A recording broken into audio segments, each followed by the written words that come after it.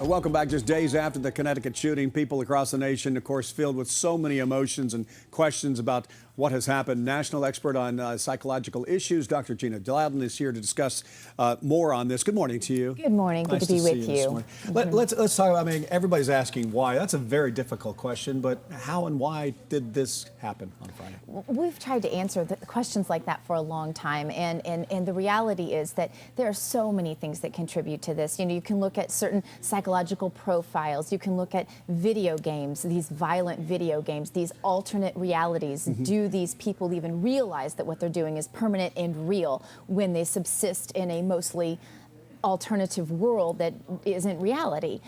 We can look at things like social isolation. We can look at past histories and even, I would say, a spiritual depravity going on in our culture right now. So there are so many things we can look at and build a profile that says this is kind of the person who might react this way.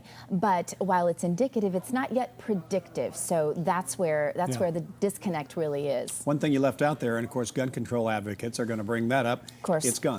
That's why this happened. You know, I think it's important right now that we react to this in a methodical, rational way, as much as we can. This is a very emotional, a very terrifying thing that has happened, not just to the people in Connecticut, but to you and I. We're feeling it too. And so as a culture, it's important not to be reactionary, not to say we should make all these sweeping changes. I'm a homeschool mom, but I don't think that everyone should go homeschool now just because this happened in this school. This is not the time for those sorts of decisions. This is certainly not the time, and I would be very wary of any politician who is capitalizing on the deaths of these people to advance a political agenda. At the same time, it's going to have to be addressed. Not immediately, but it's going to have to be addressed. There is one school of thought out there, and I bring up the word school because there is thought of putting guns in schools. What is your thought about that? My thought personally on that, you know, I think it's something that we are definitely going to have to take a look at. You have Israel, where there is virtually no school violence, and they've done that since 1970, and they've not had one death yet. I think we need to look at facts right now and not be emotional about this. While I, as a mother, shudder to think of such a thing, at the same time, I realize that, you know, Hollywood actors have armed guards. Even pastors now have armed guards. Is that not good enough for our children? I think those are some questions we're going to have to look at as a culture. But more importantly than that, I think the message that we need to take away from what has happened here right now is to hold this season very sacred and to hold our children even closer these holidays.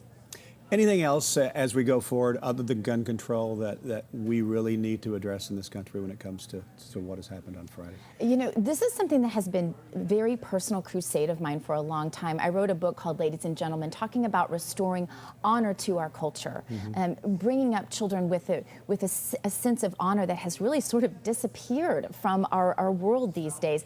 I think we have to go back to some of those things, and I think we have to accept the fact that if you don't have a standard morality, if you completely eradicate God and any form of spirituality from our schools, we can't expect to get children that know what to do with the emotions that come with being a child and a young adult. So I think these are some things we need to look at as well. I also think there are some implications for the mental health community, of which I'm a part, and I think that the mental health community is going to have to revisit how it is we're treating these people. I don't think it means more aggressive institutionalization. Right. I don't think those are the answers. I don't think government is the answer. But I do think as a culture we have to ask, what are we buying as consumers? Where's our money going? And we can't put all the blame on Hollywood or government. We really have to look at ourselves, I think. So many things to think about. Dr. Gina Loudon, thank you so much for your time. Pleasure to be with you.